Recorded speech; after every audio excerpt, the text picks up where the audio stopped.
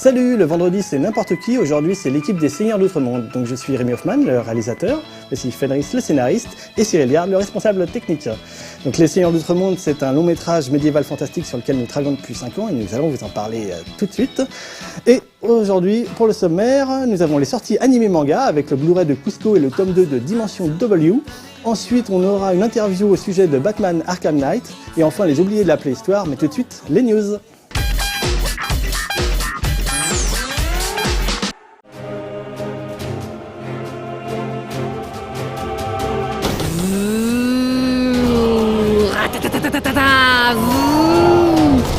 Vous vous souvenez dans Dr Slump, quand Harley fait l'avion et défonce tout sur son passage? Le développeur North of Earth n'avait pas forcément cette idée en tête, mais l'image parlera immédiatement aux connaisseurs pour expliquer le concept de Cult of the Wind. Dans un lieu et un endroit inconnus, les restes de l'humanité vouent un culte sans borne à ces étranges machines qui volaient dans les cieux par le passé. Ils ne peuvent s'empêcher de reproduire à la main ces combats aériens. Vous l'aurez compris, ce titre est donc une simulation de gens qui font semblant d'être des avions, entièrement bruités à la bouche ou presque. Il faudra faire semblant d'avoir des armes, d'exploser en vol, etc. Les dommages seront basés sur la vitesse, la mobilité sera donc prioritaire. Impossible de camper sur ses positions et de jouer au sniper dans ce titre. Le gameplay accordera également une place prioritaire à la verticalité. Les joueurs peuvent sauter et même planer pendant quelques instants sur des distances plus ou moins longues. L'éditeur de niveau semble très accessible et devrait rajouter encore plus de fun à ce jeu au concept surprenant, prévu pour le milieu de l'année.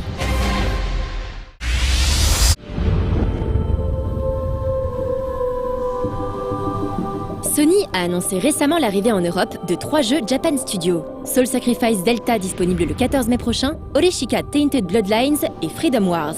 Ce dernier, qui avait été teasé un premier temps sous le nom Panopticon, est un jeu d'action dystopique. Dans le futur, l'humanité ne peut survivre que dans certaines zones aux ressources limitées. Le simple fait de vivre est un crime passible automatiquement d'une peine d'1 million d'années. Pour alléger votre peine, il va falloir aller sauver des civils et vous débarrasser de gros monstres, un peu à la Monster Hunter. Et vu la durée de votre peine, il ne faudra pas chômer. Entre action, shoot et stratégie, jouable à 4 en multilocal et jusqu'à 8 en ligne, cette collaboration entre le studio Shift et Dims a donné naissance à un univers post-apocalyptique qui pourrait se révéler sexy. Reste à voir si le jeu tiendra la route et pourra se démarquer du tout venant.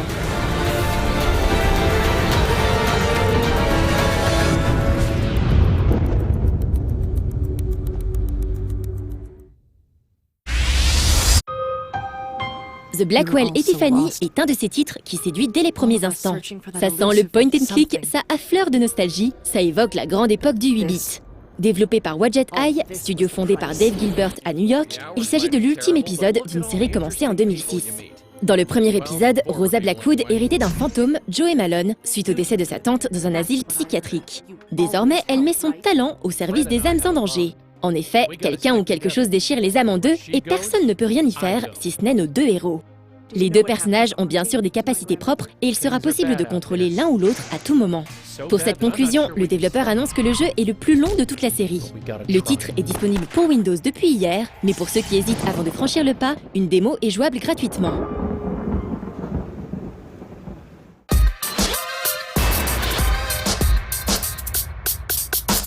Alors voilà, on va vous expliquer tout de suite un petit peu le film Les Seigneurs d'Outre-Monde. Donc pour cela, nous avons Fenris qui va vous expliquer un petit peu toutes les origines. Oui, alors Les Seigneurs d'Outre-Monde, qu'est-ce que c'est? C'est un long métrage médial fantastique associatif qui a été lancé il y a plus de 5 ans maintenant, largement plus de 5 ans, sur l'idée de Rémi en fait, qui sortait d'un autre film associatif qui s'appelait L'Ordre Sith, qui était dans l'univers de Star Wars, donc vraiment un fan film.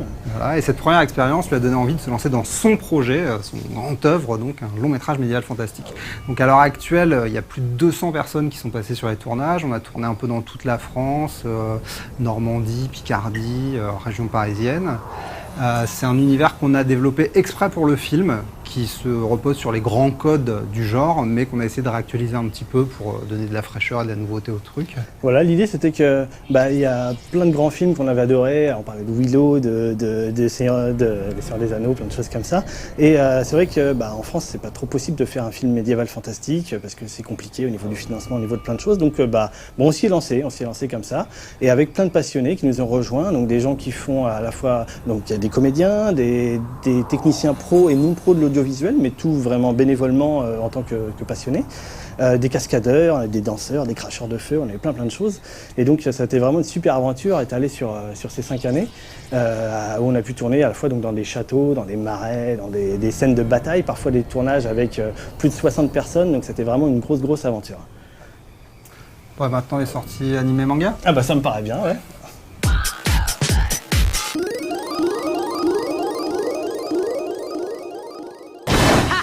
Boom, baby! Your Highness, it is time for you to choose your bride. Alrighty. Trot out the ladies. Let's take a look-see. Hate your hair. Not likely. Yikes. Yikes, yikes. And let me guess, you have a great personality. Is this really the best you could do? Well, yes. Well, no. I mean, perhaps... What is he babbling about? Cusco est l'empereur, et pour lui, son groove est sa ligne de conduite. Personne ne doit la briser, et sûrement pas Pacha, chef d'un village qu'il a décidé de raser pour installer sa petite station balnéaire. First, there's Pacha. Isma, quant à elle, est censée être la conseillère dévouée de l'empereur. En fait, elle désire se débarrasser de lui à l'aide de ses poisons. Mais à cause d'une maladresse de Kronk, son serviteur, elle va transformer Cusco en lama. Notre héros, totalement effondré et impuissant, va alors conclure un marché avec Pacha pour qu'il l'aide à revenir sur son trône. Pardon me, that's mine. Oh, here you go. Thank you. You're welcome. Oh, hey, are you all right? Here, let me, You're so very kind. what happened? Well, I threw off the Emperor's groove. What? His groove, the rhythm in which he lives his life, his pattern of behavior. 68e long métrage d'animation et 40e classique d'animation Disney, Cusco l'empereur mégalo est sorti en 2000. Don't tore off his groove! Très différent des autres classiques du studio, Cusco mise tout sur un personnage haut en couleur, hautain et particulièrement cynique. You see what I mean? Les dialogues sont incisifs, l'humour est omniprésent, que ce soit dans les scènes de Kronk et Isma ou celles décrivant la relation difficile entre Pacha et Cusco. À notre empereur. Longue vie à Cusco. Ne bois pas ton verre. Poison.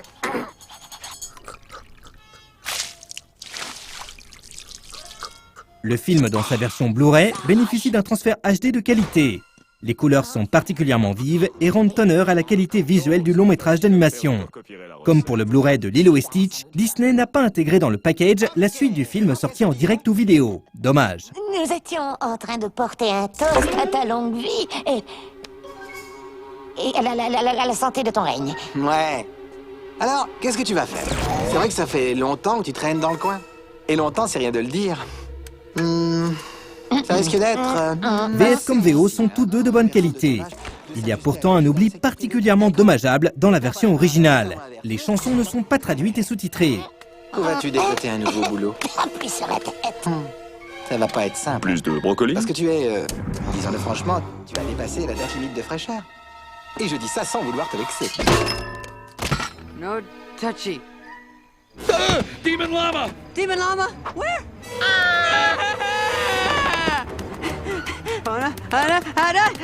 Cette édition propose quelques bonus intéressants. Une séquence sur le voyage de recherche au Machu Picchu, l'interview des comédiens de doublage originaux, qui dans le cas présent ont permis de mieux caractériser les personnages, la création des images numériques, ou comment faire passer de la 3D pour de la 2D, 3 scènes coupées présentées par les réalisateurs, dont la fin prévue en premier lieu, et le clip My Funny Friend and Me, commenté par son compositeur Sting. You don't look like the Emperor. What do you mean I don't look like the Emperor? Do this. What is this, some kind of little game you country folk like to... Yeah! It can't be! My face, good! My beautiful, beautiful face! Okay, I'm an okay, stinky well, llama! wait, Cusco l'empereur mégalo, ou The Emperor's New Groove en VO, n'a malheureusement pas eu beaucoup de succès à sa sortie. Et c'est bien dommage, car son humour original vaut vraiment le coup. Le film n'a pas pu bénéficier des 4 ans de production prévus à la base, suite à un projet original abandonné et au départ de l'animateur principal. Et pourtant, le film est à la hauteur des grands classiques Disney. And then you got mad at me. Oh! And you turned me into a llama! What? No, I did not. Yes, and then you kidnapped me! Why would I kidnap a llama? I have no idea. You're the criminal mastermind, not me. What? You're right. That's giving you way too much credit.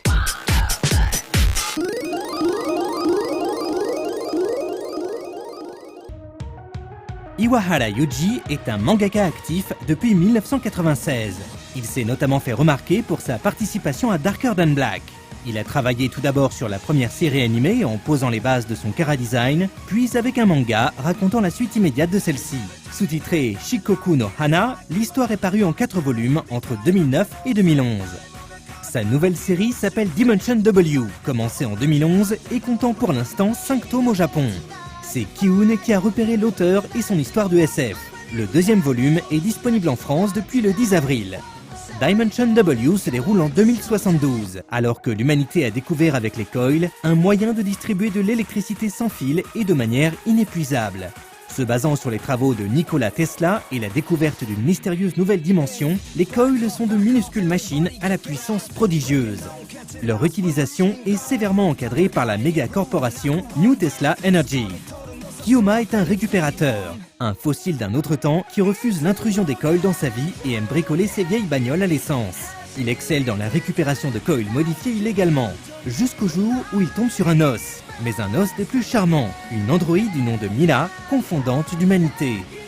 Futur totalitaire peu enviable, passé trouble des personnages, côté obscur des coils qui ne sont pas si inoffensifs que ça, l'auteur arrive à mettre en place en quelques pages un univers construit, cohérent et très séduisant. L'histoire elle aussi est pleine de punch, plutôt fun et dynamique, et s'autorise même quelques flashs plus sombres. Iwahara Yuji ne tombe pas dans la facilité, évite les gros clichés et donne envie de découvrir la suite des aventures de Kiyoma et Mila le plus vite possible. Voilà encore une bonne surprise que nous présente Ki-hoon, avec une édition française soignée. Et cela aussi bien au niveau de la traduction qu'au niveau des livres en eux-mêmes, qui présentent des couvertures au vernis sélectif phosphorescent du plus bel effet. On vient de voir les animés mangas et tout de suite on retrouve donc Cyril qui est responsable technique, assistant réal, graphiste, plein de choses. Alors Cyril, où on en est ? Alors où on en est, donc sur les Seigneurs d'Outre-Monde, les tournages sont terminés. On a attaqué pas mal de montage avec 90% on va dire de montée. Qu'est-ce qu'on fait après le montage? On a tout ce qui est doublage avec les comédiens. Parfois il faut reprendre les voix parce qu'on a des bruits qui sont gênants sur les tournages. On a la musique, un petit peu les effets spéciaux parce qu'il faut bien imaginer que dans l'univers médiéval fantastique, on a plein de peuples qui vivent dans le monde. On a du médiéval, du steampunk aussi. C'est vrai qu'il y a beaucoup de personnages humains, des trolls, des elfes et tout, mais on a créé tout un peuple steampunk et pour l'occasion, du coup, on a pu faire un dragon mécanique en 3D que vous allez voir. Donc voilà, plein d'effets spéciaux. Et bien tout de suite, voici la bande-annonce.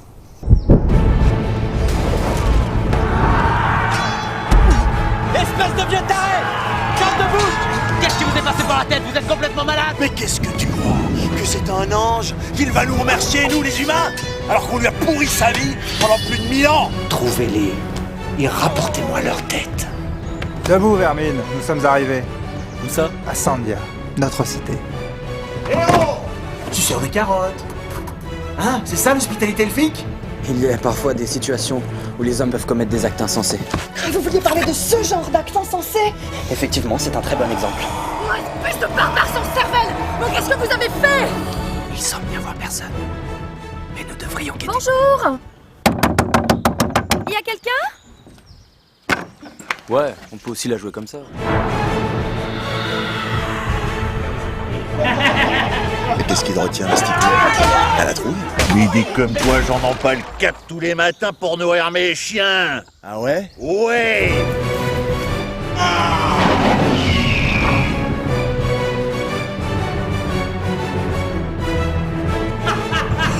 Troll!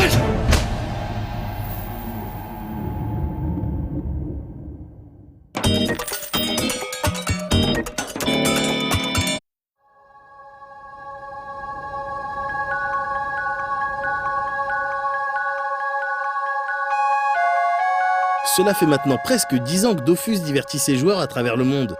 Une longévité respectable pour un MMO, due en partie à ses quelques idées de game system bien trouvées et à cet univers accrocheur.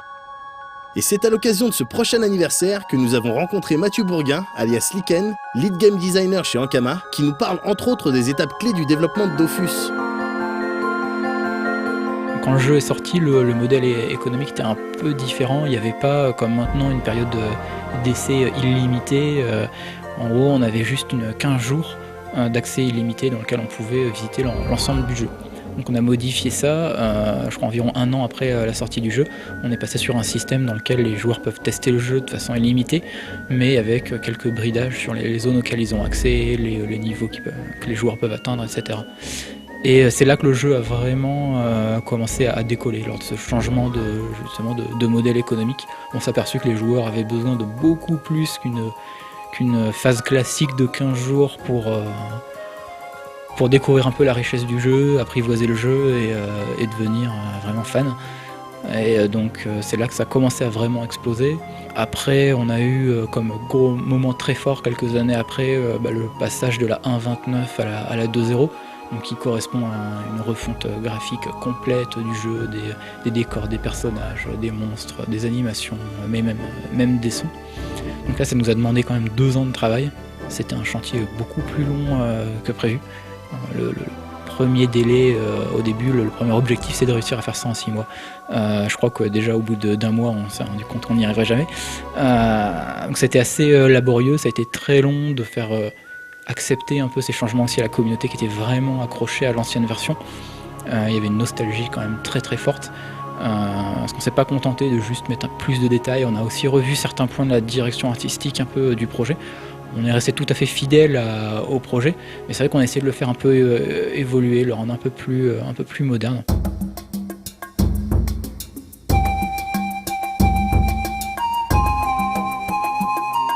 Entretenir un MMO et conserver une communauté active pendant 10 ans est un challenge en soi. On peut alors s'interroger sur la recette des studios d'Ankama. Pour faire durer un MMO sur la longueur, il n'y a pas forcément de recette miracle.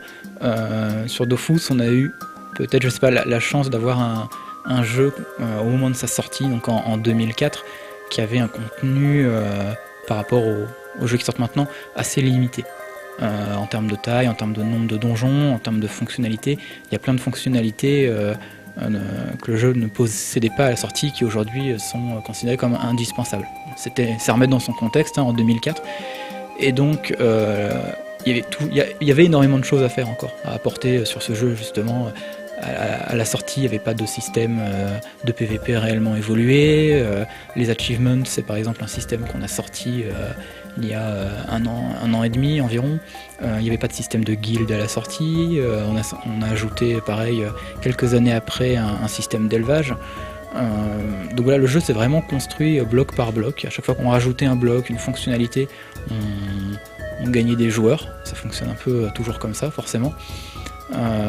On a continué aussi d'ajouter forcément du contenu traditionnel. On ne s'est pas contenté d'ajouter de la nouvelle fonctionnalité. Le cœur de Dofus, c'est quand même ses combats, ses quêtes, son histoire, faire ses donjons, participer à l'économie du jeu. Dès le début, on avait quand même une dimension économique très forte. On avait vraiment une direction assumée qui était de dire les joueurs vont contrôler l'économie. C'est-à-dire qu'on n'a pas de prix fixé par le jeu, tout s'échange dans le jeu, tout se revend, tout se construit, tout se fabrique. Donc ça, c'était un peu un des piliers sur lequel après on a greffé le reste des fonctionnalités en s'arrangeant pour que chaque nouvelle fonctionnalité tire parti de ce point fort. Pour continuer à stimuler ses joueurs, Ankama propose, comme tous les autres concepteurs de MMO, des mises à jour régulières plus ou moins massives. La dernière en date, la 2.19, met en avant la dimension exploration, comme nous l'explique Liken. Dans la fonctionnalité des chasses au trésor, on va permettre aux joueurs de récupérer des indices sur l'emplacement d'un trésor qui va être positionné aléatoirement dans le monde, dans une des zones du jeu. Et ces indices, en fait, sont des indices visuels. On va lui donner un point de départ. On va lui demander, par exemple, d'avancer vers le nord et de s'arrêter quand le joueur va rencontrer un puits. Ensuite, on va lui demander, par exemple, d'aller à l'est et de s'arrêter quand il va trouver une mouette perchée sur un arbre. Voilà, on a une succession d'indices comme ça, visuels, que le joueur doit rechercher. Parfois, c'est très bien caché dans le décor. Faut vraiment s'arrêter sur la carte, faut regarder, faut scruter, faut zoomer.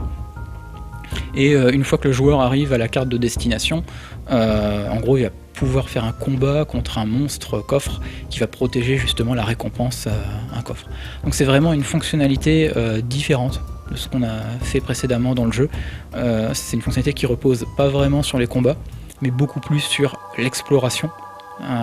traverser un peu toutes les zones du jeu, et vraiment sur le côté trouver des éléments cachés dans le décor. La deuxième fonctionnalité majeure de cette extension, ce sont les dimensions divines. Donc là, dans la version 2.19, c'est la dimension Enutroph, l'Enutrosaure, que les joueurs vont pouvoir découvrir.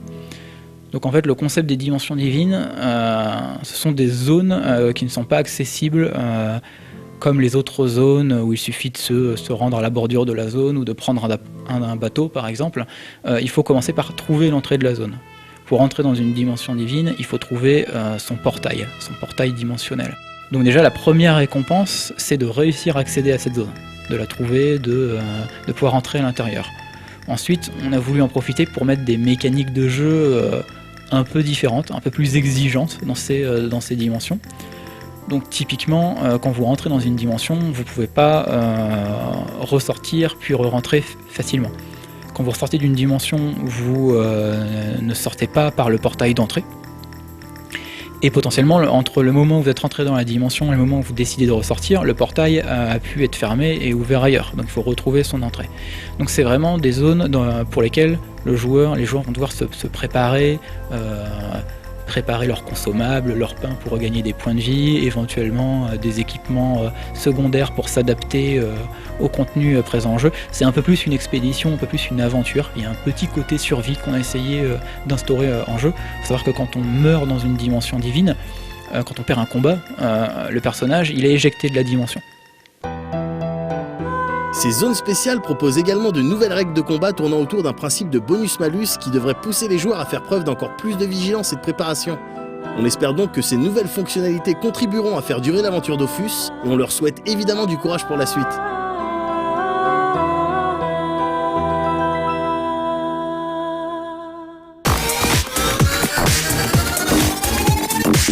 Je vous présente Jonathan, qui joue donc dans le Seigneur d'Outre-Monde, le chevalier Jarvin. Et là, c'est Olivier, donc, qui joue mon mentor Thorvald dans le film Les Seigneurs d'Outre-Monde. Alors c'était une expérience extraordinaire, on a tourné pendant 5 ans. Un long métrage associatif, ça prend 5 ans, ça prend pas 2 mois. Donc on a voyagé dans toute la France, on a fait des combats à l'épée, on a fait des scènes d'amour, on a fait des scènes fantastiques. Des cascades à cheval. Des cascades à cheval. J'ai une petite anecdote, je monte moyennement à cheval et il m'avait filé un cheval un peu nerveux. Je suis parti en galop dans le champ sur 300 mètres, l'équipe essayait de rattraper le cheval, ça s'est bien passé, mais c'était quand même assez épique. On t'a retrouvé un petit peu dans un sale état. Mais bon, tout va bien, nous on est en bonne santé, il n'y a pas de souci. Voilà. Parce que bon, moi-même j'ai eu la chance de pouvoir nager dans un lieu qui est exceptionnel. Donc dans un marais, vous allez me retrouver dans des situations... Non, Fontainebleau, et vraiment c'était sensu, on a rencontré vraiment une faune sauvage exceptionnelle. Donc bon, il y a plein de souvenirs, plein d'expériences comme ça. C'est extraordinaire, 200 personnes, comment on les appelle les gars, des rôlistes, c'est ça les gars Rôlistes, il y avait des médiévistes, il y a des monstres, il y a des gnomes, il y a des dragons, on les voit pas sur le plateau, mais vous les verrez par contre. Et on espère vraiment que vous allez apprécier ce long métrage médiéval fantastique, unique dans l'histoire de France, je crois. Il y avait Perceval de Gallois, mais c'est un autre style. Donc, que ça vous plaira. Voilà. Donc là, tout de suite, on retrouve les oubliés de la Playhistoire. Have fun.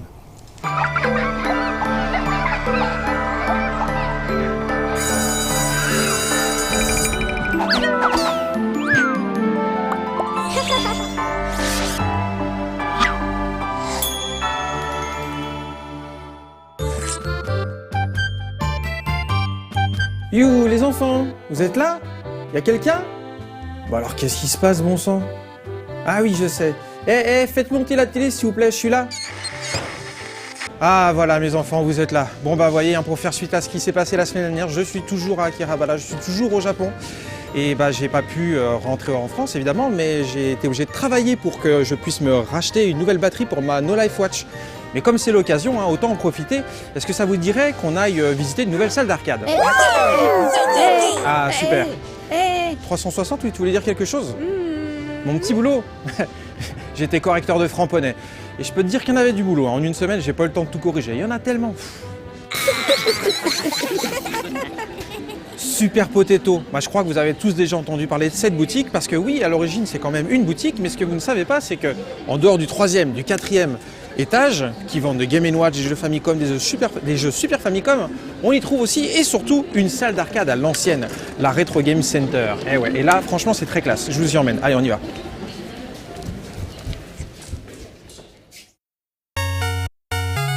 Super Potato est une véritable institution dans le quartier d'Akihabara. Au Japon, le boom du rétro s'est très largement estompé depuis les années 2010 et l'on trouve malheureusement de moins en moins de boutiques proposant du rétro gaming. Pourtant, Super Potato fait office de résistant avec ses 3 étages entièrement dédiés à la cause de l'histoire du jeu vidéo japonais. Les prix sont certes plus élevés que la moyenne nippone, mais ici vous êtes à peu près sûr de trouver votre bonheur.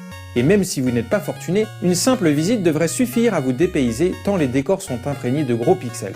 Entre consoles empilées, bornes de démos jouables et autres objets collector exposés dans les vitrines, si vous êtes un amateur de jeux vidéo, vous ne devriez pas ressortir indemne de votre visite à Super Potato. Le premier niveau de la boutique fait plutôt honneur aux consoles de salon 8 et 16 bits. Famicom, Disk System, Super Famicom, Mega Drive, Neo Geo et autres PC Engine, vous aurez l'embarras du choix. À l'étage supérieur, en revanche, vous retrouverez une impressionnante collection de vieux guides de Solus, de CD de bande originale de jeux, mais également des titres rétro, Game Boy, Game & Watch, MSX, PlayStation et autres Sega Saturn. Mais aujourd'hui, c'est le 3e étage de la boutique qui nous intéresse, la Retro Game Center. Dans des décors résolument 80s, vous pourrez revivre l'expérience d'une salle d'arcade à l'ancienne. Certes, elle n'est pas immense, mais sachez que de toute façon, au Japon, la grande majorité des salles que l'on trouvait à l'époque ne dépassaient pas une quinzaine de bornes. Allez, assez parlé, on joue les enfants? Oh là là là là, mais c'est génial ici. On est à Super Potato. Ah, ça c'est un truc important les enfants. Quand vous rentrez dans une salle d'arcade, des fois on trouve ce qu'on appelle du oshibori. Le oshibori, évidemment, c'est des petites serviettes chaudes. Et ça se permet évidemment de se laver les mains avant d'utiliser les bornes. Eh ouais, l'hygiène c'est très important les enfants. Voilà les enfants, maintenant on va pouvoir aller jouer à Super Potato, mais avant je vous l'ai expliqué la semaine dernière, qu'est-ce qu'il faut faire? Quand on arrive aussi dans une salle d'arcade, évidemment, si on n'a pas de monnaie, il faut le changer avec ces petites machines, le Money Change. Yes. Et voilà, 10 pièces de 100 yens, ça fait à peu près 8 €. On peut aller jouer maintenant. Oh, alors là les enfants, ça vous connaissez pas, ça c'est Versus Super Mario Bros. Eh oui, il y a un Super Mario qui est sorti en arcade. Alors vous allez voir, il est un petit peu différent.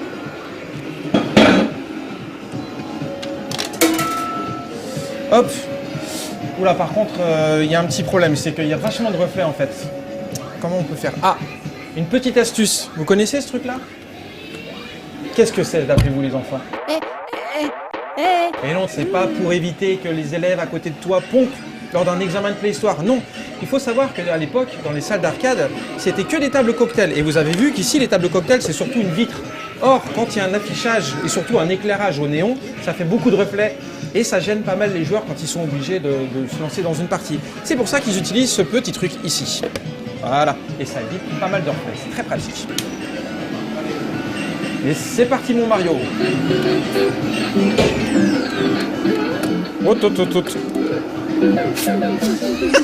Eh, non mais oh, rigolez pas, je vous interdis de rigoler. Croyez-moi ou pas, mais il ne m'était pas arrivé de perdre une vie dès le premier Goomba de Super Mario depuis au moins 20 ans. Mais il faut dire que jouer à Super Mario Bros, non pas avec un joypad mais avec un joystick sur une borne d'arcade, c'est hyper déstabilisant. Essayez, vous verrez. Sinon, Versus Super Mario Bros est sorti en 1986 dans les salles d'arcade au Japon et aux États-Unis suite au succès incroyable du jeu éponyme sur la NES l'année précédente. La version arcade du jeu est quasi identique, si ce n'est que les bonus ne sont pas cachés aux mêmes endroits, que les tenanciers des salles pouvaient régler eux-mêmes le nombre de pièces à récupérer pour gagner des vies supplémentaires, que les astuces permettant de récupérer des one-up à l'infini ont disparu, que les warp zones ne sont plus les mêmes, et enfin que la difficulté de certains passages ont été tellement revus à la hausse que l'on croirait parfois jouer à Super Mario 2, The Lost Levels sur Famicom. Bref, une version vraiment réservée aux pros de Mario, pas comme moi aujourd'hui. Quoi iPhone, ça te fait rigoler? Ouais, franchement, quand on n'a pas de bouton, on évite de ramener sa fraise. Y a pas pire jeu de plateforme que sur iPhone, alors écrase. Oh! Ah ça aussi, c'est très typique des salles d'arcade de l'époque, en fait. On trouvait toujours une bibliothèque avec des mangas dedans. Bon, c'est souvent des mangas que les joueurs apportaient et qu'ils laissaient pour d'autres. Donc ils sont tous dans un état plus ou moins lamentable. Mais c'était sympa. Ensuite, on pouvait prendre un manga et puis pendant qu'un copain jouait, faisait une partie, on pouvait attendre en buvant une boisson fraîche. Et puis on pouvait lire des mangas, voilà. C'était à la japonaise. C'était la salle rétro des années 80.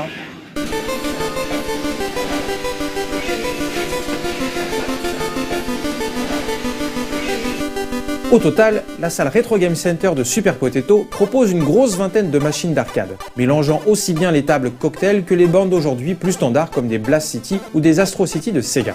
Mais ça vous dirait qu'on teste encore un petit jeu avant de partir ? Ok, alors allons voir si on trouve quelque chose de sympa et d'oublié. Ah, un jeu plutôt sympa, Yakyu Kakuto League Man. Je suis pas certain que vous connaissiez aussi, puisque c'est sorti à mon avis qu'au Japon et qu'aux États-Unis. Ça se passe, c'est un beat'em up qui se passe dans l'univers du baseball, et c'est délirant, vous allez voir. Yakyu Kakuto League Man est aussi connu en Occident sous l'astucieux titre Ninja Baseball Batman. Batman en deux mots, hein. Et contrairement à ce que l'on pourrait croire à la vue de ces images, cette borne n'a pas été développée par des Japonais, mais par les équipes américaines d'ARM. Pourtant, c'est au Japon qu'elle connaîtra ses meilleures ventes. Classique dans son déroulement, League Man possède tous les ingrédients d'un excellent beat'em up jouable à plusieurs. Des graphismes hyper détaillés et parfaitement animés, ainsi que l'ambiance générale du soft restent ses plus grandes forces. Et sinon, puisqu'on est dans une salle d'arcade, mes enfants, vous noterez qu'au Japon, les gérants de salles ont souvent le sens du service. Par exemple, regardez ici, vous voyez cette petite fiche ? Il s'agit en fait d'indications pour permettre aux joueurs débutants de comprendre immédiatement comment réaliser certains coups spéciaux. Plutôt sympa, non ?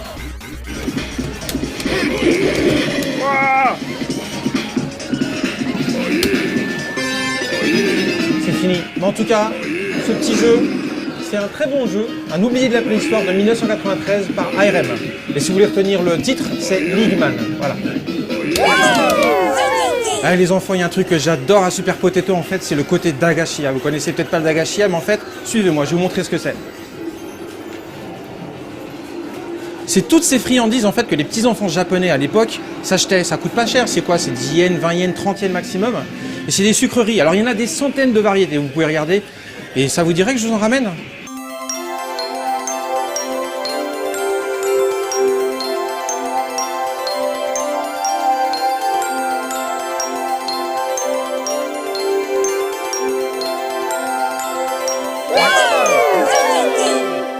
Ah ouais, je sais. Bon, écoutez, je vais vous en ramener parce que vous avez été sage jusqu'à aujourd'hui. Je vais vous en ramener. Donc, il nous faut du cola. Bon, ça va être pour la 360. Des cigarettes en chocolat. Ça va être pour la PS4. Je sais pas trop ce que c'est, mais on va dire que c'est bon. Ça va être pour la Wii U. Pour la Vita, on va lui prendre un truc Pikachu, allez. Et puis, bah, pour la Wii U, non, je l'ai déjà dit, la 3DS. Ah, ce truc Super Mario, oui, je pense que ça suffit. Oui, iPhone, qu'est-ce qu'il y a? Ah, j'en ai pas pris pour toi? Oui, mais c'est normal. T'as pas de bouton. Et tu connais le dicton, pas de bras, pas de chocolat? Eh ben, au Japon, quand t'as pas de bouton, t'as pas de bonbons. Voilà, c'est tout. J'ai mes souvenirs pour vous, les enfants. C'est bon, maintenant on peut rentrer en France. Go!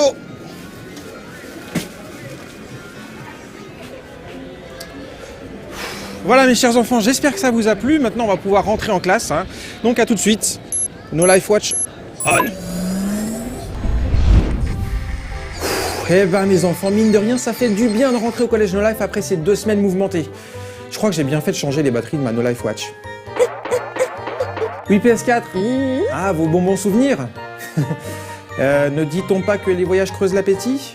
Eh ben voilà, t'as ta réponse. Allez, oubliez cette histoire de Bombay qui a filé plutôt en récré. On n'en parle plus.